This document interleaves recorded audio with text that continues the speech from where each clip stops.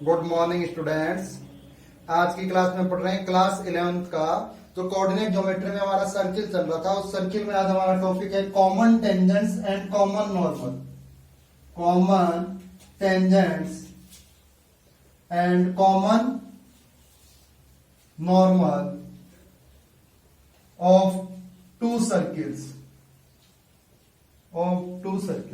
हमें आज पढ़ना है दो सर्किल्स के कितने कॉमन टेंजेंट्स और कितने कॉमन नॉर्मल्स पॉसिबल है। तो उसके लिए हमारे पास कैसी कैसी कंडीशंस हो सकती हैं देखें।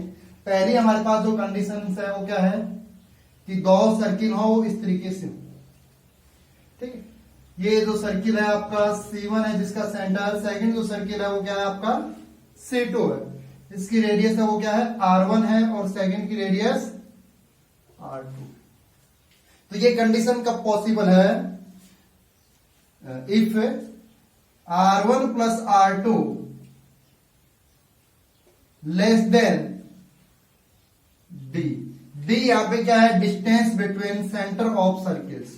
दोनों सर्किल के सेंटर के बीच की जो डिस्टेंस है वो क्या है D है, ठीक है। और sum of radius is less than distance between centres of circle. तो इस कंडीशन में कितने कॉमन टेंजेंट्स पॉसिबल है देखें। ये देखें इस तरीके से टेंजेंट्स हो सकती हैं। ये टेंजेंट है जैसे ए बी और ये है सी डी। तो इन A B and C D tangents और दो टेंजेंट इस टाइप से पॉसिबल हो सकती हैं। ये टेंजेंट है हमारी पी क्यू और आर एंड एस। तो कितने हाउ मेनी कॉमन टेंजेंट्स होंगे, वो क्या होंगे टेंजेंट्स, 4 टेंजेंट्स। और कॉमन नॉर्मल्स होंगे वो कितने होंगे। कॉमन नॉर्मल्स क्या होते हैं, नॉर्मल्स हमेशा सर्किल के सेंटर से पास होते हैं। तो ये देखो बहुत सारे नॉर्मल हैं इस वाले सर्किल के, लेकिन कॉमन ऐसा नॉर्मल जो इस सर्किल का भी है और इस सर्किल का, मींस इसके सेंटर से भी पास हो रहा है, इसके सेंटर से भी पास हो रहा है। तो ऐसा नॉर्मल केवल एक ही होगा, 2 पॉइंट से पास होने वाले स्ट्रेट लाइन। ये वाला रहा हमारा कॉमन नॉर्मल CL। तो कॉमन नॉर्मल होंगे वो कितने होंगे 1 होंगे। अब दूसरी बात देखें, इसकी टेंजेंट्स के नाम भी हैं। क्या नाम है, जो ये AB, जो ये बाहर से पास होने वाली जो टेंजेंट्स है AB एंड CD, इनको हम डायरेक्ट टेंजेंट भी कहते हैं। AB and CD are direct tangent, और जो ये जो क्रॉस होके पास हो रही है PQ और RS, PQ and RS are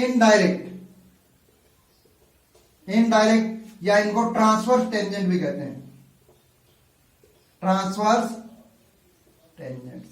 तो आपको ध्यान रखना है इस केस में क्या मिल गया आपको, AB एंड CD है वो कैसी हैं, जो बाहर से पास हो रही है। देखें जो बाहर से पास हो रही है ये वाली, ये क्या है डायरेक्ट टेंजेंट। और जो इंटरसेक्ट करके जो पास हो रही है ये वाली जो टेंजेंट है ये है आपकी ट्रांसवर्स टेंजेंट, ये है डायरेक्ट DT और ये है आपकी इनडायरेक्ट टेंजेंट या TT, transverse tangent.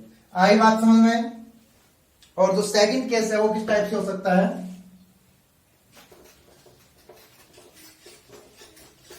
Second case है वो इस टाइप से मिल सकता है हमें कि जो सर्किल है वो एक दूसरे को एक्सटर्नली टच करे। सर्किल एक दूसरे को एक्सटर्नली टच करे। ये जो सेंटर है C1 है, इसकी रेडियस है R1, सेकंड का सेंटर C2 है, रेडियस है R2। तो इस केस में क्या होगा, R1 plus R2 equal to D। D क्या है, distance between centre of circle, ठीक। एक्सटर्नल टच ईच अदर, दोनों सर्किल एक दूसरे को एक्सटर्नली टच करें। तो इस केस में हमारे पास कितने कॉमन टेंजेंट्स पॉसिबल है। देखो ये जो डायरेक्ट टेंजेंट थी वो तो ये होगी, अब की बार ट्रांसवर्स टेंजेंट नहीं होंगी। एक देखो ये कॉमन टेंजेंट होगी, कॉमन टेंजेंट। तो कॉमन टेंजेंट कितनी पॉसिबल है इस केस में, 3 कॉमन टेंजेंट्स पॉसिबल है। एंड कॉमन नॉर्मल कितने पॉसिबल है? कितने पॉसिबल है? दोनों सेंटर को मिलाने वाली लाइन, दोनों सेंटर को मिलाने वाली लाइन होगी वो क्या होगी? यूनिक लाइन होगी। तो कॉमन नॉर्मल कितने पॉसिबल है? 0 1। इस केस में भी कॉमन नॉर्मल है वो एक ही पॉसिबल है, ये है हमारा कॉमन नॉर्मल। और ये सारी हैं वो क्या है? 1 2 और ये 3 कॉमन टेंजेंट जो दोनों सर्किल को टच करके पास हो रही है। अब थर्ड केस लिखिए, सर्किल इंटरसेक्ट ईच अदर। दोनों के दोनों सर्किल है वो एक दूसरे को इंटरसेक्ट करेंगे। जैसे ये हमारा सर्किल है, सेकंड सर्किल ये, इस सर्किल का सेंटर क्या है? C1 है, रेडियस क्या है? R1 है, सेंटर है वो C2 है, रेडियस है वो क्या है? R2। तो यहां देखें ये हमारी D है। D क्या है? Distance between centres of circle, दोनों सर्किल के सेंटर के बीच की डिस्टेंस है। तो इस केस में हमारा जो R1 प्लस R2 है वो क्या है? ग्रेटर देन D है, D से बड़ा है। और दूसरी बात, R1 माइनस R2 से क्या है? D बड़ा है। ठीक है, R1 माइनस R2 से। ठीक है, मैंने मोड लगा दिया, बड़ी रेडियस में से छोटी रेडियस को माइनस करना है। आई बात समझ में? ये वाला केस मैंने क्यों लिखा है? अदरवाइज ये केस नहीं होगा। R1 माइनस R2 का डिफरेंस, तो दोनों सर्किल इंटरसेक्ट ना करके क्या हो जाएंगे? इंटरनली टच कर देंगे। और जैसे ये नेक्स्ट केस पढ़ेंगे हम, अंदर चला जाएगा। तो ये दोनों कंडीशन सेटिस्फाई है। सम ऑफ रेडियस से छोटा होना चाहिए D की वैल्यू, और डिफरेंस ऑफ रेडियस से बड़ी होनी चाहिए D की वैल्यू। तो इस केस में जो कॉमन टेंजेंट है वो कितनी पॉसिबल है? देखें, ये 2 कॉमन टेंजेंट पॉसिबल है। और कॉमन नॉर्मल, दोनों के सेंटर से पास होने वाली लाइन, तो वो क्या होगी? यूनिक लाइन होगी, एक ही लाइन होगी। ये रहा आपका कॉमन नॉर्मल CN, और ये आपकी जो दोनों गिवन है ये क्या है? आपकी CT, common tangents of both circles. तो कॉमन टेंजेंट्स कितनी हुई? 2, और कॉमन नॉर्मल्स कितने हुए इस केस में? 1। कॉमन नॉर्मल कितने हुए इस केस में? 1 हुए। नेक्स्ट केस लिखे, circle internally touch each other. Circle है वो क्या है? इंटरनल टच करेंगे एक दूसरे को। Circles internally touch each other. ठीक है, एक्सटर्नली टच वाला केस हमने पढ़ लिया है, अभी देखें इंटरनली टच वाला। ये हमारा है C1 सर्किल, इसकी रेडियस है वो क्या है? R1 है। ये है C2, इसकी रेडियस है वो क्या है? R2। तो आप देखें C1 और C2 के बीच की जो डिस्टेंस D है वो किसके इक्वल है? R1 में से अगर मैं R2 माइनस कर दूं तो D है वो किसके इक्वल है? R1 माइनस R2 के इक्वल है। और इसमें कॉमन टेंजेंट होगी वो क्या होंगी? एक ही होगी, कॉमन टेंजेंट। और आपका कॉमन नॉर्मल, दोनों के सेंटर से पास होने वाली लाइन। तो ये हो गया आपका कॉमन नॉर्मल। तो इस केस में जो कॉमन टेंजेंट है वो भी 1 है, और कॉमन नॉर्मल है वो भी कितना है? 1 है। सही लिख रहे हैं क्या हम? चेक करें। और नेक्स्ट केस लिखे, circle inside the another circle. अगर एक सर्किल है वो दूसरे सर्किल के इनसाइड में, circle inside the another circle.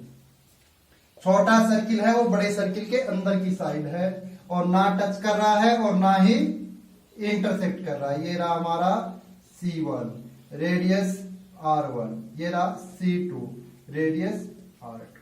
अब देखिए दोनों के बीच की डिस्टेंस है वो क्या है? D है।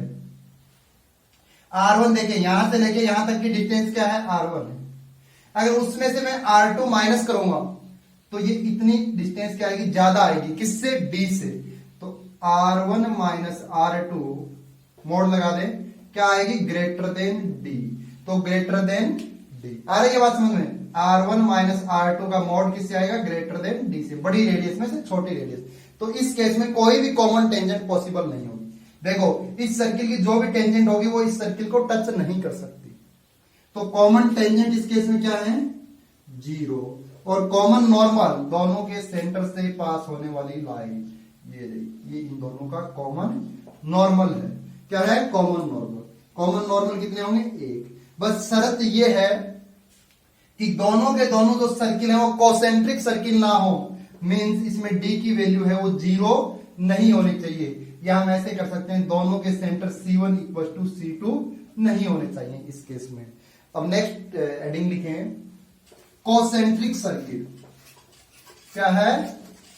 कॉसेंट्रिक सर्किल।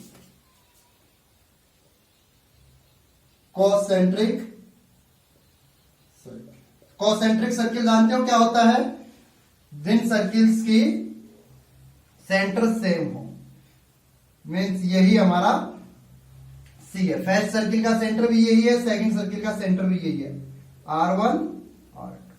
तो अगर R1 not equal to R2 है तो दोनों सर्किल हमें साफ साफ इस तरीके से दिखाई देंगे। कॉमन टेंजेंट, कोई भी कॉमन टेंजेंट नहीं पॉसिबल है, कोई भी कॉमन टेंजेंट नहीं पॉसिबल है।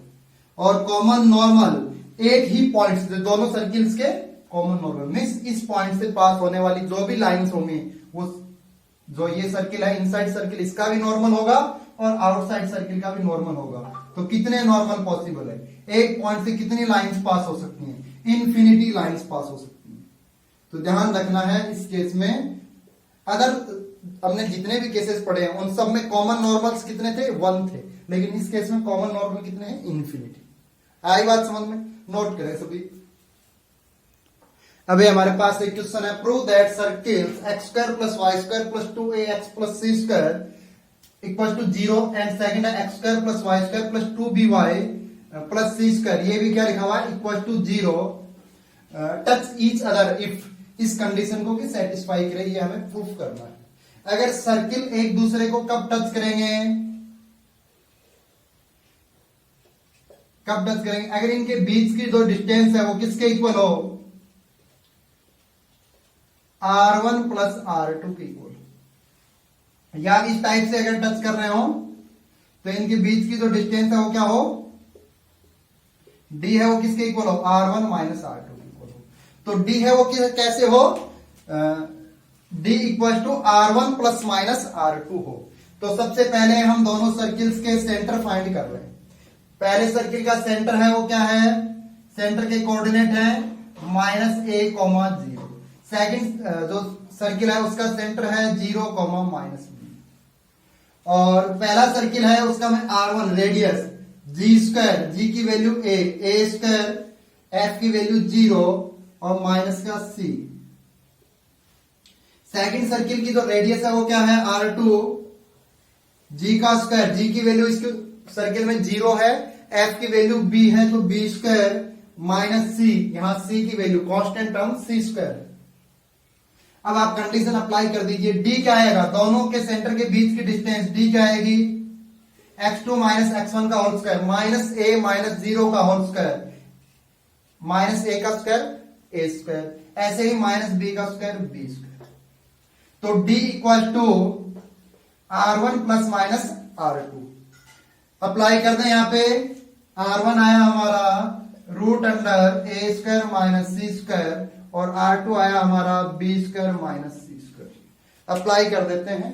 कैलकुलेशन आपको करनी है, कॉन्सेप्ट केवल इतना था, d equal to plus minus R1 R2 means internally भी टच कर सकते हैं, एक्सटर्नली भी टच कर सकते हैं। प्लस साइन कब होता है? जब एक्सटर्नल टच करें। माइनस होता है जब इंटरनल टच करें। क्वेश्चन में हमें कोई भी इंटरनल एक्सटर्नल नहीं गिवन है, इसलिए आप प्लस माइनस लेके चलोगे तो भी आपका आंसर सही आएगा। तो d root under a square plus b square equal to R1 a square minus c square plus minus R2 root under b square minus c square. ठीक है, इसका जो सेंटर यहां लिख देता हूं -a, 0 यहां पे रख कर। अभी नेक्स्ट काम हमारा क्या है? स्क्वायरिंग बोथ साइड, दोनों साइड स्क्वायरिंग करूंगा, क्या आएगा? a square plus b square equal to, इसका स्क्वायरिंग किया a square minus c square और plus a square plus b square minus c square plus 2 plus minus 2 ab, तो क्या आएगा? Root A square minus C square dot root B square minus C square. Calculation देखें सही कर रहा हूं क्या? ए स्क्वायर से A square cancel out, B square से B square, minus C square इस साइड आएगा, क्या हो गया 2c square equal to plus minus 2 root under A square minus C square dot B square minus C square. 2 से 2 cancel out. Again हम क्या करेंगे? Squaring both side.